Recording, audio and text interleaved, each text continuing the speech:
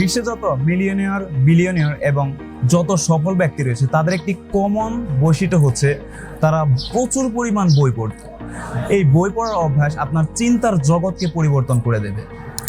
আমাদের একাডেমিক বই পড়ার পাশাপাশি নন একাডেমিক বইগুলো পড়ার অভ্যাস করা উচিত।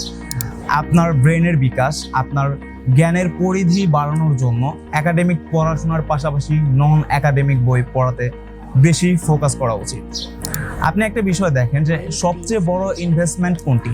সবচেয়ে বড় ইনভেস্টমেন্ট হচ্ছে আপনার নিজের উপর ইনভেস্ট করা, বই পড়া বা নিজের কোনো স্কিল গ্যাদার করার জন্য ইনভেস্ট করা হচ্ছে সবচেয়ে বড় ইনভেস্টমেন্ট। এবং এই ইনভেস্টমেন্ট আপনাকে পরবর্তীতে দেখা যাবে 10 গুণ, 20 গুণ, 30 গুণ বা তার চেয়েও বেশি আপনাকে রিটার্ন দেবে। এই জন্য আমাদের জ্ঞানের পরিধি বাড়ানোর জন্য, জীবনে সফল হওয়ার জন্য বেশি বেশি বই পড়ার অভ্যাস গড়ে তোলা উচিত।